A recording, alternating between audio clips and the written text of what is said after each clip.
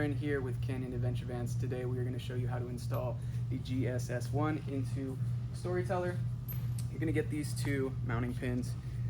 They're going to have nuts on them. You can take those off, set the nuts aside, and go ahead and just put these into the L-track here. We'll adjust the placement of those in a minute, but these are the two tracks they're going to go into. Next, we're going to go ahead and, with a partner, I'm pretty sure this is impossible to do by yourself unless you're super creative and want to hurt your back. I would recommend using at least two people to lift it in.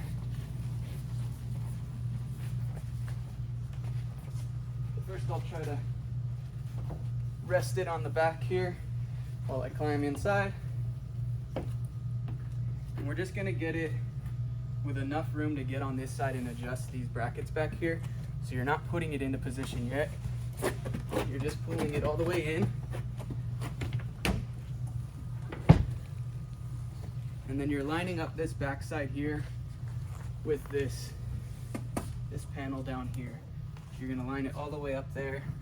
We have enough space back here for our body to get in here so that we can put these brackets down here into place. And by putting this unit up against the floorboard down here, we know that we're getting this into the perfect spot. So when we slide this over here up against the garage, we're gonna be perfectly lined up with that. But we do need space to adjust these. So you'll have an included Allen wrench that comes with it. And you'll probably need to loosen these up a bit just so you can move them side to side. And let me grab that Allen wrench and we're just gonna lock those into position now. All right, so as far as putting these studs into place, you're gonna want it roughly 2 to 3 inches off of the wall, but keeping it to where when you pull it up, it doesn't slide out. So if you're over here, obviously that's gonna pull right out and that doesn't actually hold it into place. So we're gonna do between 2 and 3 inches there, 2 and 3 inches there, wherever it fits in best. And that should line us up for these to land right on top. And then with these, you're just gonna lay them directly over the L-track, centered up to where this can slide over this once we move it. So we'll go ahead and tighten this up.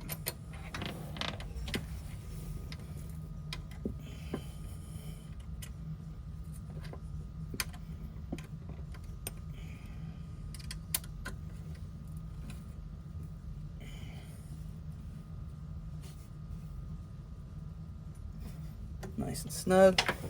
Same to this one.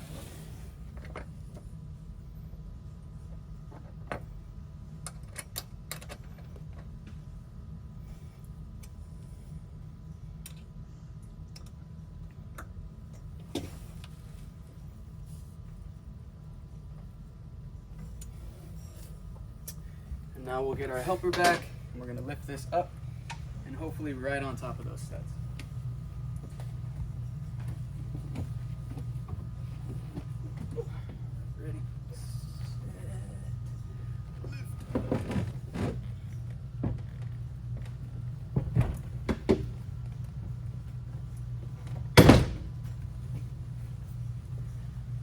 Okay, and now you can pull this side pin out that locks in this drawer. Just set that down. We'll go ahead and pull that out. And we're just gonna look underneath and make sure that we did in fact land on top of them. This one looks like it did. This one, however, I can't tell if it's there. So what you can do is lean up here. And what I'm gonna do is pull that one out a little further. It looks like it got pushed back. So man, if you can just hold this up.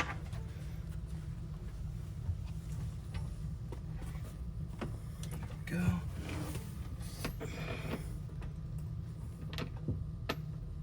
All right, go ahead and come back down.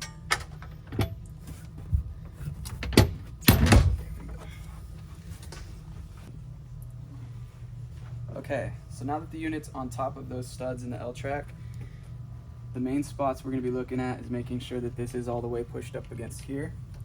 You're going to have a little bit of a bigger gap down here because this is pushing out. And you're gonna kind of run your finger across this top one here.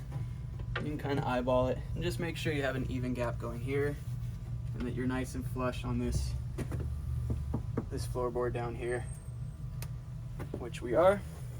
So now if you look down here, we've got the nuts placed on top of these studs, and with a 9/16 wrench, you're gonna little by little go ahead and tighten that into position.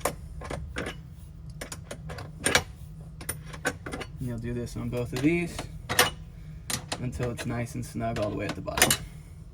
So now you can see we've got these nice and tight down here, and we're just gonna give this a good shake.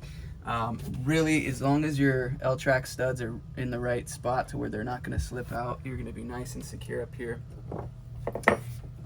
And you'll be all set and ready for the road. Thanks for watching. Enjoy.